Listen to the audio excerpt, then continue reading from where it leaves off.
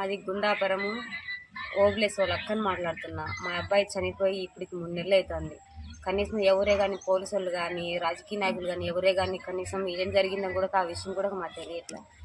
మా అబ్బాయి మేము చనిపోయినాంచి కనీసం మా ఇంట్లో మనశ్శాంతి కూడా లేదు. ఎందుకు చంపినరా, ఏదైనా చంపినరా? ఆ రోజు మేము ఫంక్షన్ చేసుకొని సంతోషంగా ఉన్న కొంచెం 10 నిమిషాలు కూడా మాకు సంతోషం లేకుండా చేసిండ్రు. మనకు దానికి కారణం మాకు కావాలి. ఎంతవరకు ఇన్ని రోజులు జరుగుతుంది, మళ్ళీ పోలీసు వాళ్ళు ఏం చేస్తారో తెలియదు, నాయకులు ఏం చేస్తారో తెలియదు. కానీ అదే ఇంట్లో జరిగితే మాత్రం ఊరుకుంటారా?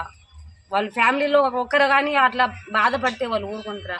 అది ఎందుకని మేము ఇట్లా బాధపడతాను కానీ ఎందుకు తెలియదు. ఆ రోజు కాళ్ళకాడ వినవద్దు, నేను వీడియో తీసినానని అన్నాడు. ఆ వీడియో తర్వాత మొబైల్ ల్యాబ్ పంపించినాక ఆ వీడియోస్ రాలే. మిగతా అన్ని ఫొటోస్ అన్నీ వచ్చినాయి అంట, ఆ వీడియో అయితే రాలే. మళ్ళీ ఆ పిల్లడు వీడియో తీసింది తీయలేంది మాకు తెలియదు. దాన్ని బట్టి మీరు కొంచెం తొందరగా మాకు న్యాయం చేయమని నేను కోరుకుంటాను.